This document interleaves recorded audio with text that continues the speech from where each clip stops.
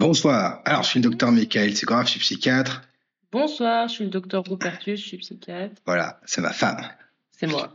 Euh, C'est mon mari. voilà, nickel. Et moi, je fais une petite vidéo parce que je suis arrivé sur Twitter, là, et ils aiment pas trop les psychiatres sur Twitter.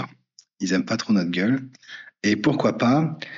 Et du coup, je suis tombé sur des gus qui sont pour l'abolition du soin sous contrainte, pour la suppression du soin sous contrainte. Et moi, je voulais un peu donner mon avis sur ce sujet. Alors, je suis biaisé parce que je suis psychiatre, on est d'accord, je pense que je vais avoir un avis qui n'est pas forcément le même que quelqu'un qui ne l'est pas. Néanmoins, c'est l'été, on est d'accord, on arrive sur l'été, et on arrive sur les gens bipolaires qui commencent à décompenser un petit peu sur les phases hautes. On est d'accord? Ouais. On en a quelques-uns. Et moi, j'ai deux exemples. J'ai un patient, il est en train de monter, clairement. Il pense que il va mettre fin à la guerre en Ukraine parce qu'il va inventer une bombe électromagnétique. Il dort plus trop. Il roule sur les routes de campagne à 110 au lieu de 90, voire parfois de 50. C'est catastrophique par rapport à ce qu'on a connu. On en connaît qui font mieux. Et donc pour moi, c'est comme s'il avait sauté du 7e étage, tu veux. Il s'est pas encore écrasé, mais il va s'écraser. Il va s'écraser. Au mieux, il finit à l'HP, honnêtement. Au pire, il finit au cimetière. Voire il empale une famille sur la route. Tout est possible. Le père ne sait pas trop quoi faire. Après, vous allez nous dire qu'il est possible qu'il redescende et ça reste... Non, alors tout est possible. Une possibilité rarissime, mais statistiquement... ça n'est pas arrivé. Il a déjà fait 4 hospices, machin. Enfin, voilà. Il n'est pas assez grave pour qu'on appelle les pompiers. Honnêtement, si on appelle les pompiers, on l'a déjà fait plus d'une fois, pas avec ce patient, mais avec l'autre. J'étais moi-même allé avec les pompiers pour des patients décompensés. C'est avec les policiers. Et tant que les gens sont pas violents, ils peuvent pas vraiment te le ramener de toute façon. Donc c'est pas la peine. Si on envoie les pompiers là, clairement, ils le ramènent pas. Donc c'est cuit. Typiquement, je pense pas que ce patient soit libre. Tu vois. Je pense pas qu'il exerce sa liberté en tant que citoyen. Je pense que de le laisser s'écraser jusqu'au moment où ce soit suffisamment grave pour le forcer à aller vers les soins, c'est un vrai problème, sachant que quand il prend les médocs, il va mieux en 72 heures. Hein. Je veux dire, il y a aussi ça aussi qui compte, tu vois. Parce que de forcer les soins sur un patient en phase terminale d'un cancer résistant, c'est vrai que c'est toujours un peu étrange. C'est pas fait, mais ce serait étrange. Là, tu vois, on sait ce qui marche, donc c'est vrai que c'est un peu emmerdant. Je pense pas qu'il soit libre, ce type, honnêtement. Je sais pas si c'est à la psychiatrie de faire les soins sous contrainte. Je veux dire, si tu dis les psychiatres sont tous des enfoirés, on les supprime, pourquoi pas. Mais je pense que ça serait bien qu'il y ait la possibilité de le soigner avant qu'on arrive à un scénario catastrophique. Là, tu vois, c'est la prévision de... c'est comme quand tu essayes de prédire quelle personne va devenir un meurtrier, tu vois, tu peux pas soigner sous contrainte en amont, c'est compliqué. Je suis pas forcément pour sous contrainte trop tôt, moi. Ouais, non, mais là c'est pas trop tôt, il est à 110 sur les routes de campagne, hein. Oui, non, mais il y a plein de gens qui, sans être hypomènes, sont à 110 sur les routes de campagne. Alors clairement, tu peux pas supprimer tous ceux qui sont à 110 sur les routes de campagne. D'accord. Mais quand tu en as que tu peux soigner facilement, je vois pas pourquoi tu te priverais, honnêtement. Je vois pas trop pourquoi. Parce que là, c'est toujours difficile de mettre la limite, même si je suis d'accord que dans... Mais lui, il va finir en sous-contrat, c'est sûr. Sous contrat. Non, déjà, t'es pas Nostradamus, tu sais pas, mais oui, probablement qu'il va finir en sous-contrainte. Je suis pas aussi... Moi, le sous-contrainte, c'est pas forcément... Enfin, je trouve que c'est une philosophie de penser, pourquoi pas, mais c'est pas non plus... Enfin, s'il y avait pas de sous-contrainte, bon, bah, il y aurait plus de gens qui se suicideraient, ce serait un peu plus la cata, probablement sur 2-3 trucs. Bah, j'espère qu'il va pas juste finir en tôle, tu vois. Ah, oui, ou alors, on va lui supprimer son permis, et du coup, après, pour bosser, il n'arrivera pas à bosser, on aura des putains de soucis, tu vois. Enfin, je veux dire, je suis pas... Pour moi, c'est l'équivalent de t'es là, t'as un érysipèle, c'est en train de flamber, et tu te dis, on sait jamais, ça pourrait peut-être quand même bien se passer, et tu le fais pas, et tu te retrouves avec un sepsis sévère, et t'arrives en réa, et t'as perdu une chance, tu vois. C'est un retard à la prise en charge qui est massif sur des considérations sociétales. Je dis pas que c'est bien ou mal. Ce que je veux dire, c'est que pour chaque personne qui te met en avant la liberté de tout un chacun et la nécessité de supprimer les restrictions de liberté que fait la psychiatrie, en fait, pour un peu plus de liberté là, ça se trouve, tu perds de la liberté sévère sur les prochaines années parce que honnêtement, si t'as pas ton permis, t'es un peu cuit. Si tu finis par être psychotique pendant un mois. Systématiser ce truc, tu vois, pour moi. Je te parle pas de systématiser, je pense que les gens ont en tête qu'il y a aussi des situations de cette. Deuxième exemple, j'ai un patient. Je crois qu'il faut que tu te rapproches un peu parce que tu t'éloignes au fur et à mesure. Il est en train de délirer plein tube. Oui.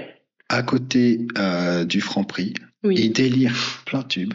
Il a un appart, mais il délire devant le Franprix. Il ramène des rats. Okay, des rats visiblement gros comme ça. Il est atteint de schizophrénie. Quand il est suivi et qu'il prend un dopamine bloquant, ça se passe bien. Je pense que je vois de qui tu parles. Non, c'est encore un autre. C'est encore un autre. Mais il dérange personne. Stricto sensus, il dérange personne. Il n'a pas l'air très malheureux. Néanmoins, il n'a pas l'air d'être complètement épanoui pour un patient de 27 ans, tu vois. Les parents sont à ramasser la petite cuillère, parce qu'ils n'avaient pas forcément ça en tête quand ils ont fait des enfants, tu vois. Et on ne peut rien faire. On ne peut rien faire. Et on ne veut rien faire parce que tu as aussi des psychiatres qui disent « Attendez, moi, je veux pas d'emmerde. Je veux pas qu'on vienne me dire après que je machin bidule le truc. Il y a des certifs à faire de tous les côtés. C'est le foutoir, les machin. Il y a des gens qui veulent pas être hospit et du coup qui sont violents parce qu'ils veulent pas rentrer. Et après, on se retrouve à devoir... Enfin, c'est pas agréable. Hein. Honnêtement, c'est pas agréable. Et du coup, il est juste en train de délirer pleine balle devant le Franprix jusqu'au moment où il va trop délirer, il va être hospit. Il va finir en unité les forces de l'ordre pour personnes résistantes parce qu'il est en train de se brûler le cerveau. Oui. Si un jour, Clara, tu me vois dans la rue en train de déambuler, un slip sur la tête, différent de ce que je mets habituellement à la maison, en criant la vieille Maria, là, je suis pas libre. Oui, je ne suis pas libre. Fais quelque chose. Oui, mais alors après, la question, c'est est-ce que... Tu vois, là, c'est pareil, il y a la prise en charge de la schizophrénie en France en général, et est-ce qu'on leur fait du bien à ces gens-là? Est-ce que, tu vois, enfin, moi, je suis tout pour la privation de liberté quand tu es sûr de faire un truc bien et que personne sera content. La seule chose qui fait qu'il est en train de délirer là, c'est que quand il sort de prison, parce qu'il finit par arriver en prison, il finit par être violent. Il veut dire, les prisons sont remplies de patients psychiatriques qu'on a laissés libres et qui finissent en tôle. Hein, Quand il sort de tôle et qu'il a son suivi psychiatrique et qu'il a ses médocs... Si bien schizo comme tu le décris, il finira probablement pas en tôle, mais plutôt à l'hôpital psychiatrique. Non, il y en a plein en tôle. Les stats sont... Même sur les grands schizos comme ça. Mais oui, les stats sont effrayantes. Quand il sort de tôle et qu'il a son injection, il va bien. Puis, vu que le système de soins en psychiatrie ne suffit pas, il va plus bien. Et ça se termine comme ça. Mais ce type-là, je sais qu'il va bien avec une injection à faible dose. Hein. Ah oui, d'accord. Et on peut rien faire. On peut rien faire. C'est un désastre. Je suis désolé, c'est un désastre. C'est une vie, une famille, c'est un désastre, alors qu'on a la solution. Ma grand-mère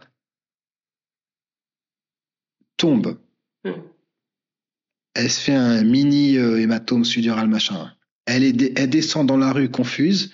Elle se fait hospice direct. Il n'y a personne qui te dit laissez-la, c'est une privation de liberté, machin. Personne ne fait ça, tu vois. Donc tu peux être un jeune délirant. On te laisse tranquille. Par contre, tu peux pas laisser les vieux qui traînent dans la rue, machin, là, il faut les sauver. Je sais pas si tu vois le double standard qu'il y a, qui est massif. Moi, je trouve ça massif, honnêtement. Et j'ai pas vu de défenseur de liberté en disant, faut laisser les personnes âgées confuses dans la rue, c'est pas normal, quelle violence, machin. Je trouve que c'est une violence de laisser les gens dans cet état, alors qu'il y a une solution. Moi, honnêtement, si j'étais la famille, je sais pas ce que je ferais. Ça me ferait péter un câble. Ça me rendrait dingue. Pour être honnête, c'est vrai que, moi, je trouve que c'est une décision qui doit être prise ou ne pas être prise, je veux dire, en termes de décision de société, tu vois. Je sais pas quelle est la bonne réponse. Pour être honnête, c'est vrai que sur mon expérience de psychiatre, je dirais que les grands délirants de la rue, c'est pas ceux que tu regrettes d'avoir hospitalisé sous contrainte ou alors qui te font sentir après. Enfin, je trouve Ah, mais on n'en voit pas. On en a vu combien de grands délirants de la rue? qu'on en a vu quelques-uns à l'hôpital. Ah, mais c'est 30% des Ah bah oui, c'est SDF. sûr que c'est pas On a tous. vu personne. On a vu une minorité. Ceux-là, quand ils arrivent, on les retape, entre guillemets. La plupart du temps, ça se passe quand même pas si mal que ça. Bon, après, souvent, ils repartent dans la rue, ils redélirent. Donc, c'est là aussi, tu vois, que je vois les limites du truc. Mais bon, pourquoi pas. Moi, le soin sous contrainte m'embête plus sur des cas limites, de toute façon. Hein. C'est vraiment... Mais C'est les suicidaires, notamment, ou vu qu'on est extrêmement mauvais pour prédire le suicide, au final, qu'est-ce qu'on fait, quoi? Enfin, je veux dire... ah ben là, moi, je suis d'accord. Et là où je suis pas d'accord, c'est que pour moi, c'est pas une décision sociétale parce que c'est pour ça que tu payes des médecins. De toute façon, la décision sociétale, elle est déjà prise, là. En l'occurrence, le soin sous contrainte, il existe. Ouais, non, mais ce que je veux dire, c'est que, tu vois, tu payes pas des médecins pour appliquer Ah oui, non, clairement. des recos décidés par je sais pas qui disent, dans ce cas-là, faites ci comme ça. Tu vois, là, c'est un ensemble de situations qui sont tellement complexes qu'il faut un GUS qui s'en est tarté des milliers, qui sait parler avec les patients, qui sait parler avec les familles, et ça, c'est au cas par cas. Ouais. Tu vois. Mais je pense que c'est complètement déconnant de donner le plein pouvoir aux psychiatres. Parce que les psychiatres, ils prennent du pouvoir comme ça. C'est pas impossible. Moi, t'as des psychiatres qui commencent à dire, faudrait qu'on utilise la psychiatrie pour les discussions internationales et tout. Enfin, complet. Mais tu peux pas, à mon avis, tu peux pas juste supprimer les soins sous contrainte sous prétexte que c'est pour la liberté des patients. Je pense que tu rates un peu une partie du truc. Très clairement, il y a des soins sous contrainte déconnants. J'en ai sûrement fait. Oui. Et c'est un peu le principe de il y a des, tu vois, c'est des trade-offs. Ils sont sur la brèche. Ou déconnants qui n'ont pas marché. Attends, attends, moi, mon premier patient, franchement, mais je crois que je l'ai déjà dit cette histoire. Premier stage, 2 semaines que je suis là, le mec il est en soins sous contrainte, il avait fait l'armée, il a escaladé le mur et il a commencé à courir. Moi, jeune interne, je voulais faire mes preuves. Qu'est-ce que je fais? Je le course. Heureusement qu'il était un peu shooté parce qu'il courait beaucoup plus vite que moi, le mec. Et quand il a vu que je commençais à le rattraper, il s'est foutu sous la caisse. Et la caisse a freiné. Mais honnêtement, tu te dis... tu vois, tu dis... tu vois, j'étais externe. Hein, je veux dire, il y a 3 mois avant, j'étais externe. J'étais en train de ranger les dossiers, si tu veux. La vie s'accélère. Chaque fois, je pense à cette image, tu vois. Je me dis, c'est quand même un boulot pas forcément si facile que ça, tu vois. Et le coup, c'est que j'étais en train d'appeler l'hôpital. J'étais en train d'appeler de l'hôpital, en disant où est-ce que vous êtes? Bah écoutez, je suis sur la départementale, là je sais pas trop. Mais en fait, quand tu appelles l'hôpital psychiatrique, le standard répond pas tout de suite. Tu as une petite musique. Et donc j'étais en train de courir sous la flotte avec la musique à l'hosto. Scène de film. Cela dit, il a vraiment foncé sous la bagnole. La personne a freiné, il est pas mort, mais il aurait pu mourir. Je veux dire, à une demi-seconde près, et la tête s'est éclatée. Et toi, tu dis, est-ce que ceux-là, il faut leur courir après? Enfin, tu vois. C'est catastrophique, mais aussi c'est la catastrophe de foutre des internes de premier semestre de garde sur. Non, mais là, moi, je l'ai juste vu enjamber et j'ai couru. J'aurais été C'était pas très malin. Non, mais tu vois, si ça se reproduisait, est-ce que j'aurais couru après? Je sais pas, ça se trouve, tu cours pas après. Enfin, je sais pas, enfin, tu vois. Mais avec le recul, j'aurais pas couru après. Ne serait-ce que parce que ça a duré longtemps. Je courais après 20 minutes après. Non, mais je pense que c'est une catastrophe. Non, moi, c'est une espèce de respect de ceux qui réussissent à gagner leur liberté. C'est pas. Ouais, non, mais tu vois, bon, écoute. Mais donc, ouais, c'est chaud. Enfin, je veux dire, clairement, il y a des problèmes. Après, c'est comme, enfin, tu vois, je veux dire, c'est des trade-offs, tu vois. C'est clairement, si tu fais des soins sous contrainte, il y a des gens qui devraient pas être là, qu'ils sont. Mais à la limite, enfin. Que tu sois pour ou contre, j'ai pas de souci.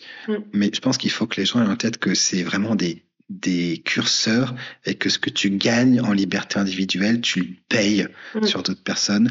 Et c'est toujours le même problème, tu vois. Moi, j'ai entendu parler de Nicolas Demorand, j'en entends parler, hein, putain, je veux dire. Oh là là, vous avez vu? Oh là là, qui dit, ils arrivent, j'ai vu le livre, c'est beau, voilà, c'est beau. Vous l'avez lu? Je fais, attendez, moi, je lis que du Baudelaire, j'ai pas le temps pour Demorand. Non, mais surtout, nous, c'est notre vie de voir des expériences. Non, oui, moi, les expériences de Bipo, c'est vrai que ça me passe. Ouais, c'est vraiment ma vie, si tu veux. Je trouve que l'expérience se ressemble pas mal. Mais c'est plus, j'aurais bien aimé qu'on ait 25 heures de temps d'audience pour la famille de mon patient qui t'explique écoutez, j'ai mon fils qui est dans la rue avec une solution, mais en fait, on peut pas pour différentes raisons, donc on est en train de le regarder se dégrader jusqu'à ce qu'il se passe quelque chose, parce qu'il peut se faire aussi tuer dans la rue n'importe quand, hein, ou qu'on arrive à le sortir de là, mais on aura perdu des mois, voire des années. Je pense que ça aurait été bien qu'on les entende aussi, ces patients. Je pense que ce serait cool qu'on les entende. Ce serait pas mal. Ce serait pas mal, tu vois. Et vu que la Sécu, je suis désolé, j'arrive pas à en parler. Alors, c'est pas la Sécu, là.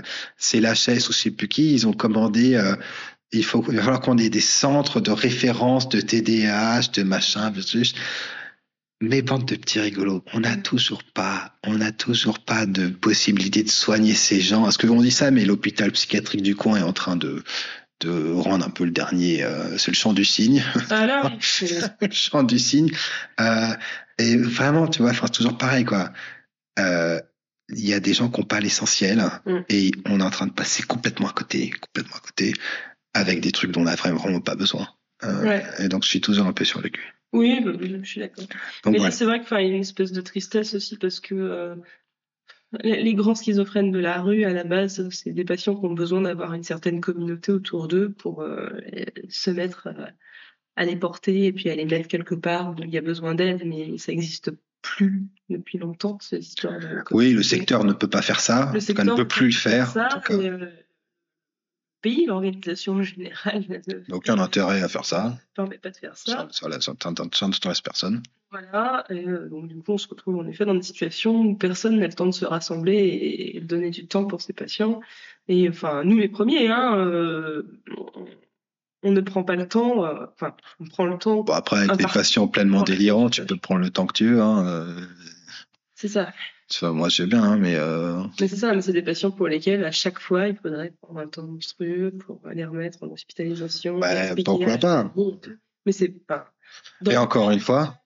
actuelle des choses, de toute façon, ça n'est pas faisable. Mais encore une fois, moi, j'aimerais bien pouvoir, de la même façon que je dis, il y a ma grand-mère de 75 ans qui est en slip à poil, vous pouvez la ramener? Bah oui, monsieur. Pouvoir dire, il y a mon fils qui délire plein balle dans la rue, vous pouvez le ramener? Oui, monsieur. Et que, on le ramène, quoi. Et puis, basta. Et je pense, il y a des cas où c'est pas facile, et il y a des cas où, franchement, c'est facile. Oui. Et si j'ai... La formation des secouristes en question serait pas très compliquée. Mais là, c'est facile, franchement, c'est facile. Et promis, si j'ai mon patient, on me dit, écoutez, en fait, il a renversé une famille, il était un poil trop, moi, j'ai du sang sur les mains. J'ai du sang sur les mains. Je veux dire, et je sais pas comment tu te couches après, quoi. Après, il est libre, donc c'est bien, mais tu vois, je pense que la liberté a un prix et parfois, tu vois, c'est pas les mêmes personnes. Donc voilà, je pense que c'est bien, dans cette époque très anti-psychiatrie, là, d'avoir un contre-discours. À tous les psychiatres, je tiens à quand même vous dire que je pense que c'est la pire partie du boulot. Ah ouais, c'est l'enfer. De faire des soins. C'est l'enfer. Parce que bon, évidemment, le pays a fait en sorte que ça devienne un truc absolument insupportable à faire sur le plan administratif. Ça, c'est une première chose. Et à la limite, c'est très bien parce que de toute façon. Ouais, c'était pas le pire, moi, j'ai trouvé. Voilà. C'est chiant, mais c'est du temps, mais bon. C'est du temps, mais c'est normal parce que du coup, c'est un truc qui demande du temps de toute façon, donc pourquoi pas.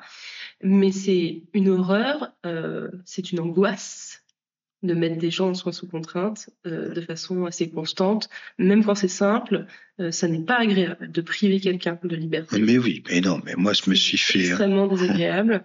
En tant que psy-libéraux, c'est vrai que c'est pas toujours évident, parce qu'à la limite, quand on est psy-urgentiste, on voit les patients passer et revenir, on les suit pas. Voilà. Nous, en tant que psy-libéraux, quand on doit envoyer des patients aux urgences dans l'idée d'un sous-contrainte, en termes d'alliance, c'est une catastrophe. C'est une cata. Moi, je me suis fait menacer de mort, etc. Enfin, vraiment, c'est pas un boulot. Je veux dire, c'est vraiment pas un boulot agréable. Je déteste ça. Et quand on le fait, c'est qu'on n'a pas d'autre solution. Et il y a des fois où il fallait pas le faire parce que ça n'a pas marché. Et ok, hein. Mais vraiment, il y a aucun plaisir. Aucun plaisir. À quel point le boulot serait plus simple s'il n'y avait pas ça. Oh, parce que ça prenait la moitié du temps, hein, honnêtement. Il y a des infirmiers qui pensent qu'il faut le laisser partir, d'autres qui pensent qu'il faut pas. Quand est-ce qu'on le fait? La famille veut pas. Quand est-ce que tu suis la famille? Quand est-ce que tu suis le patient? Comment tu le fais? Enfin, c'est... À quel point tu insistes auprès de la famille pour que éventuellement ils acceptent ou pas. Ah mais ouais, c'est une corvée. La responsabilité est tellement importante que je ne pense pas qu'il y ait un seul psychiatre qui apprécie ça. Ben non. Si tu les fais sortir trop tôt, t'as peur que ça se passe mal. Si tu les fais sortir trop tard, t'es en train de les priver de liberté. Tu penses qu'ils reviendront plus jamais te voir. Enfin, c'est un bordel pas possible. Et encore une fois, hein, moi j'entends parler. Donc il y a vraiment, des gens qui ont un mégaphone là contre la psychiatrie, etc. Il y a des associations de patients, machin, et c'est vraiment. Mais moi j'aime.